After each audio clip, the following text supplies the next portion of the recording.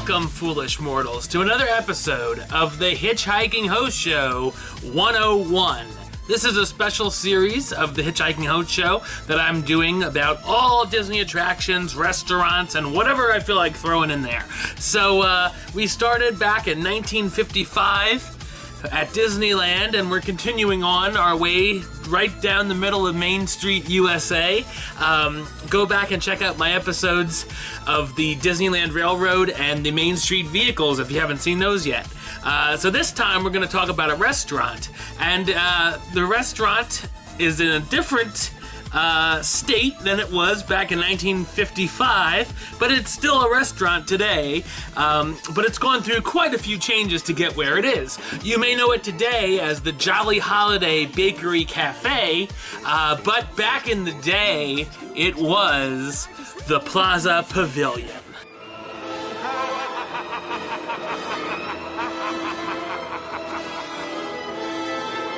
Gonna have dinner here before I go back to the hotel.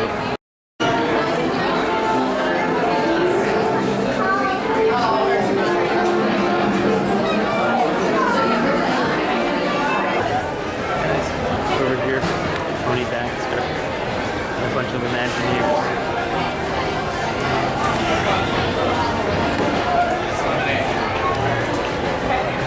One of the most popular quick service restaurants at Disneyland today is the Jolly Holiday Bakery.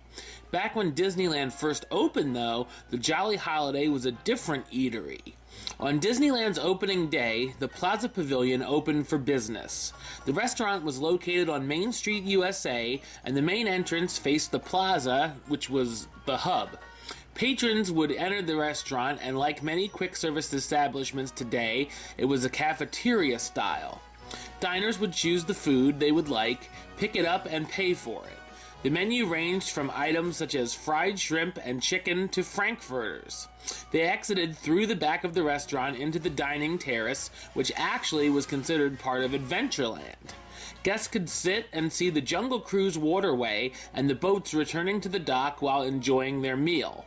In the first guide maps, the Plaza Pavilion spelled pavilion with 2 L's, as did the original sign for the building, which just read Pavilion.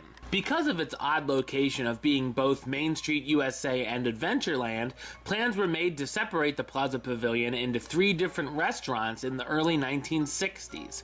The 3 planned restaurants would see interesting new experiences known as Stouffer's at Disneyland, which would obviously be sponsored by the brand. They kept the name the Plaza Pavilion, but the restaurant was now smaller. The main entrance facing the plaza still stood and would be the exit as well, and tables were put outside on an outdoor terrace. The second restaurant was a creation by Walt Disney himself, titled Walt Disney's Enchanted Tiki Room. It was to be a reservation-only dinner show, complete with singing birds and Polynesian tikis. Obviously, the dinner show plans were scrapped for the show, but more about that in another episode. You can bet that. The third restaurant was the Adventureland dining terrace of the plaza and was known as the Tahitian Terrace, which had included tiered seating for dinner shows. The Plaza Pavilion was only open on weekends and certain busier days. In 1965, another restaurant on the other side of the plaza facing Main Street, the Red Wagon Inn, was expanded and changed its name to the Plaza Inn. The Plaza Inn was the fanciest restaurant in Disneyland at the time and made the Plaza Pavilion look like second place of the Plaza restaurants. The Plaza Inn was also open daily. Over the years, the menu changed, as did the sponsorship.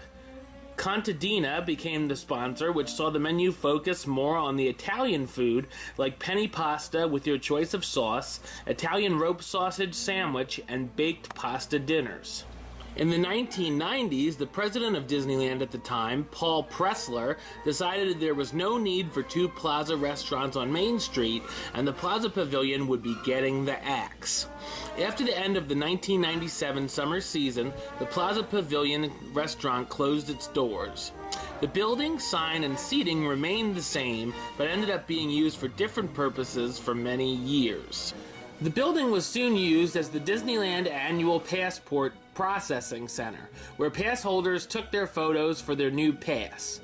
A few years later, it was used as the Nestle Toll House Cookie Junior Chef Baking Experience, which let children ages 4 to 10 have a hands-on cookie-making experience, with each kid given a fresh cookie afterward.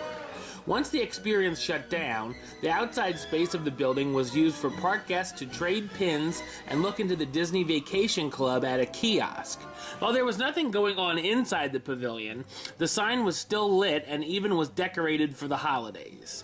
The terrace seating was still used for guests if other nearby restaurants were busy. A few years later, an extensive refurbishment inside the Plaza Pavilion finally happened. The building would once again be used as a quick-service restaurant, this time based on the film Mary Poppins. Memorabilia of the character and film are prominent and on display throughout the cafe, including stained glass windows of the Penguin waiters. On January 7th, 2012, the Jolly Holiday Bakery Cafe opened for business. The restaurant not only serves breakfast, lunch, and dinner, but also sells snacks such as cookies, which some are shaped as Disney characters, brownies, pastries such as the Matterhorn macaroon, and other desserts. The menu includes sandwiches such as turkey, roast beef, and chicken Waldorf. Salads and featured soups are also available with meals or available to purchase by themselves. The Practically Perfect Punch is also a favorite of the beverage selection. The same terrace of the building is still used for guests to enjoy their meals. While the Plaza Pavilion is a thing of the past, the Jolly Holiday Bakery Cafe has become a welcome addition to Main Street, USA, and one of the best quick-service restaurants in Disneyland Park. Yes, I've eaten there twice now at the Jolly Holiday Bakery Cafe, and I think it's going to be a go there every time type of restaurant. It's a nice step away from the burgers and fries that every other quick service restaurant has, or pizza or whatever. It does get quite busy because it's facing where you're coming out of. No matter where you're coming out of, you're going to see the Jolly Holiday Bakery. So if you're coming out of one of the lands, especially Fantasyland, because you look right at it when you come out, through the castle, you say, hey, there's something to eat, and it's not the normal fare. So eat there on off times, I guess, or go early or whatnot. But yeah, it's definitely worth eating there. The first time I ate there at night. It was before the park closed, and I had a turkey sandwich, and it was very good. It was they gave you a lot to eat for the price too, and that was the night I was eating there, and all of a sudden I saw a familiar looking face, and I'm like, I think that's Tony Baxter. And then I saw his mustache. I'm like, definitely Tony Baxter. And it was funny because he was having a meeting with Imagineers, I take it. They took up a humongous table, and then they had the waiters actually bring the food to them, which is not how it works. At the Jolly Holiday, you go on order and you get it yourself. That's why I knew, wow, it must be important people. Yeah, probably 10 to 12 people sitting at a table, and they all got their food brought out to them. They took the order like a normal restaurant. I was gonna go over, but I didn't, because I didn't want to, interrupt whatever was going on. But I could have, maybe I could have heard some cool news about what was going on with Avatar Land or something, but or whatever, Marvel Land, if they're gonna make it in California. This was last May that happened, or last April. Yeah, last April. Yeah, so that was a fun time spying on Tony Baxter. I always think of that. And then my last trip, which was this past May, I ate there, and that was the day I wasn't feeling well. So I tried the grilled cheese sandwich and the tomato soup, and both were very good. The soup is very good. It was almost a 90-degree day, and I'm eating tomato soup, but it was still good. And the desserts are very good there too. So, and I tried the practically perfect punch both times. I like that. I think they might just get it out of like a container from the store or something. I'm not quite sure. I thought I saw one in the refrigerator while I was waiting for my food last time, but don't quote me on that. But it's still good. It's still fine. So yeah, if you're looking for something different to eat and not the normal burgers and fries, chicken fingers, you're looking for something a little more healthy or just something different, definitely try the Jolly Holiday Bakery Cafe. All right, well, that's all the time we've got for this time. Until I'll be back next week with another Hitchhiking Host Show where we're going to talk about the trending topics going on in the theme park world. As well as soon I'll be having another one of the Hitch Hosts 101 show.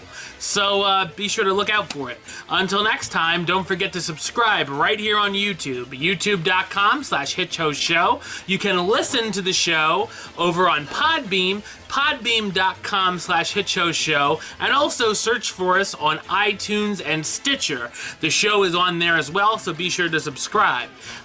Check out the Facebook page, facebook.com/HitchHostShow, the Twitter @HitchHostShow, and the Instagram @HitchHostShow. Until next time, don't forget to Hurry back, hurry back. for the next episode. See ya.